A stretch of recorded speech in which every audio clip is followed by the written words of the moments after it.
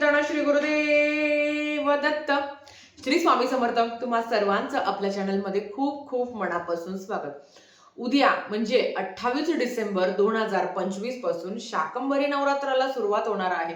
ते 3 जानेवारी म्हणजेच वार शनिवार पर्यंत आपल्याला शाकंभरी नवरात्र उत्सव साजरी करायची आहे. बघा, आपण काही ठिकाणी तर फक्त शारदीय नवरात्र केली जाते, काही ठिकाणी चैत्र नवरात्र सुद्धा केली जाते, पण शाकंभरी नवरात्र तर खूप प्रमाणात केलीच जात नाही. ज्या पद्धतीने चैत्र शुक्ल प्रतिपदा म्हणजे चैत्र पौर्णिमा किंवा चैत्र पौर्णिमा आणि शारदीय नवरात्र उत्सव, चैत्र नवरात्र उत्सव हे तेवढंच महत्वाचं आहे, त्याच पद्धतीने शाकंभरी नवरात्र उत्सव सुद्धा तेवढंच महत्वाचा आहे.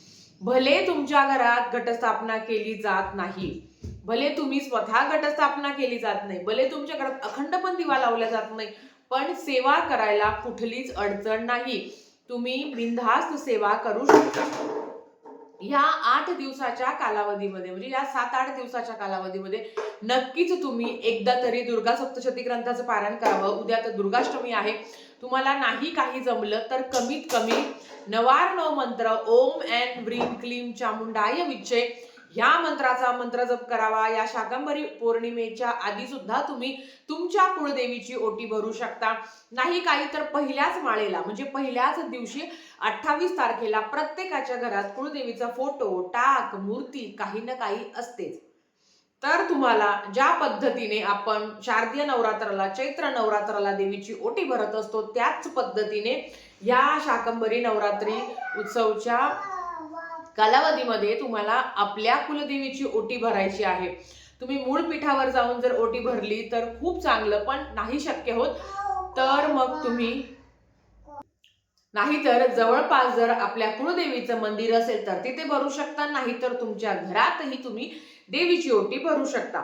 देवीची ओटी भरल्यानंतर त्या ओटीच्या सामानचं काय करायचं तर बघा, तुम्ही जर मंदिरात जाऊन नंतर काही 7-8 दिवसांनी तिथे पण तुम्ही ओटीचं सामान ठेवू शकता, नाहीतर तुम्ही मूळ पीठावर जेव्हा जाणार असेल तेव्हा ती ओटीचं सामान तुम्ही घेऊन जाऊ शकता.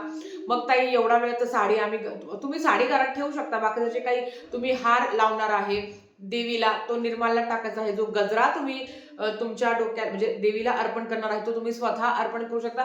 जे काही शृंगारचं सामान आहे ते तुम्ही स्वतःसाठी ठेवू शकता. राहिली ती फक्त साडी, तर साडी तुम्ही कुळदेवीला अर्पण करू शकता मूळ पीठावर गेल्यावर. किंवा ताई आम्ही ब्लाउज पीसची ओटी भरतो म्हणजे खणा नारळाची आम्ही ओटी भरतो, मध्ये खण जे आहे ते तुम्ही स्वतः पण वापरू शकता. थोडक्यात काय तर जसं जमेल तशी कुळदेवीची ओटी भरण्याचा प्रयत्न करा. आता हे कधी करू शकतो तर पहिल्या माळेला म्हणजे उद्या सुद्धा तुम्ही देवीच्या समोर ओटी ठेवू शकता, किंवा शाकंभरी पौर्णिमा जी 3 जानेवारीला आहे तेव्हा सुद्धा तुम्ही देवीची ओटी भरू शकता. किंवा ह्या नवरात्र उत्सव म्हणजे या 7-8 दिवसाच्या कालावधीमध्ये तुम्हाला जेव्हा जमेल तेव्हा तुम्ही देवीची ओटी भरू शकता. तुमची इच्छा. या नवरात्रीच्या कालावधीमध्ये तुम्ही हवन सुद्धा करू शकता. होय, तुम्ही तुमच्या घरात ज्या पद्धतीने आपण कुळदेवीचं हवन करतो ना त्याच पद्धतीने, काही नाही तर ओम ऐं ह्रीं क्लीं चामुंडाय विचे स्वाहा, ओम ऐं ह्रीं क्लीं चामुंडाय विचे स्वाहा, ज्या पद्धतीने शारदीय नवरात्र उत्सव मध्ये आपण हवन केलं होतं त्याच पद्धतीने तुम्हाला आता सुद्धा देवीच्या नावे तुम्हाला हवन करायचं आहे. ही सेवा चुकवू नका. बघा, रोज दुर्गा सप्तशती ग्रंथाचं पारायण करणं शक्य नसेल तरी हरकत नाही, पण या 7 दिवसाच्या कालावधीमध्ये 2-2 अध्याय म्हणून तरी तुम्ही दुर्गा सप्तशती ग्रंथाचं पारायण करू शकता. नाही काही तर सिद्धकुंजिका स्तोत्रम इतकं सुंदर, इतकं प्रभावी आहे. 1 वेळा, 5 वेळा, 3 वेळा, नाही तर 11, आणि सिद्धकुंजिका स्तोत्र इतकं सुंदर आहे ना म्हणायला सुद्धा, जो म्हणत असतो त्याला आणि बऱ्याच महिन्यात ते पाठ सुद्धा आहे. तर ते तुम्ही 11 वेळा जरी म्हटलं तरी दुर्गा पाठाचं फळ तुम्हाला मिळतं. याचा अर्थ असं नाही की दुर्गा सप्तशती ग्रंथाचं पारायण तुम्हाला करायचं नाही, ते सुद्धा तुम्हाला करायचं आहे, पण अगदी काहीही करायला शक्य होत नाही. आता या 7 दिवसाच्या कालावधीमध्ये, 8 दिवसाच्या कालावधीमध्ये ताई आम्हाला सगळंच करणं शक्य नाही होत, तर जेवढं होईल तेवढं करण्याचा प्रयत्न करा. नाही तर तुमची कुळदेवी कुठली पण असेल तरी तुम्ही ओम ऐं ह्रीं क्लीं चामुंडाय विचे, ओम ऐं ह्रीं क्लीं चामुंडाय विचे, ओम ऐं ह्रीं क्लीं ह्या 99 मंत्रामध्ये श्री महाकाली, महालक्ष्मी, महासरस्वती, राजराजेश्वरी या 3 शक्तिपीठी देवीचा आपण जय जयकार करत असतो. म्हणून आपली कुठलीही कुळदेवी कुळदेवी असली तरी सुद्धा तुम्ही नवारणव मंत्र जाप करू शकता. आता ताई आम्हाला सुतक आहे, एक दिवस सेवा करा किंवा नंतर काही कार्यक्रम आहे, नंतर काही विधी आहे, तिकडे जायचं आहे, तर या 7-8 दिवसाच्या कालावधीमध्ये तुम्हाला जसं जमेल तर तशी तुम्ही सेवा करू शकता ना. जेवढी जमेल तेवढी तुम्ही सेवा करू शकता. बघा, एक तर बऱ्याच ठिकाणी 90% घरात दररोज कुळदेवीची सेवाच केली जात नाही. मग आपण वर्षातून एकदा शारदीय नवरात्राला सेवा करतो. आता तरी लोक चैत्र नवरात्र करायला लागले, पण शाकंभरी नवरात्र सुद्धा महत्वाचे आहे. आता या 7 दिवसाच्या कालावधीमध्ये ना शक्यतो मांसाहार होणार नाही याची काळजी घ्यावी, कारण हा सुद्धा कुळदेवीचा माता पार्वती शाकंभरी देवी मागच्या व्हिडिओमध्ये सांगितलं, ती दुसरी कोणी नसून माता साक्षात माता पार्वती आहे. तर आता 31 डिसेंबर आहे किंवा बरेच लोक तर म्हणजे एकादशी वगैरे पण पाळत नाही, तर बरेच लोक मांसाहार करणार, तर तुमच्या घरात होणार नाही याची काळजी घ्यावी. पण जर करणारच असेल तर आपण काहीच करू शकत नाही. मग त्याच्यापेक्षा जेवढं तुम्हाला आधी करता येईल किंवा जेवढं तुम्हाला नंतर करता येईल तेवढं मात्र तुम्ही नक्कीच करण्याचा प्रयत्न करा. कारण बऱ्याच वेळा असं होतं की ताई मुलं बाळ होत नाही आहे, मुलींचे लग्न जमत नाही आहे, तर कुठेतरी हे कुळदेवीचं तुमच्याकडनं घडत नाही किंवा तुम्हाला तुमची कुळदेवीच माहिती नाहीये, माहिती असेल तर ती चुकीची माहिती आहे. मग अशा वेळेस आपण ज्या काही सेवा करतो किंवा काय काय करतो, मग काय होतं, आता समजा माझी कुळदेवी ही रेणुका माता आहे. रेणुका माता सुद्धा साक्षात पार्वतीच आहे, नक्कीच ती जगदंबा आहे. पण काय होतं, मी दुसऱ्या देवीची उपासना केली, मग काय होतं, आईची सेवा न करता आपण मावशीची सेवा करतो.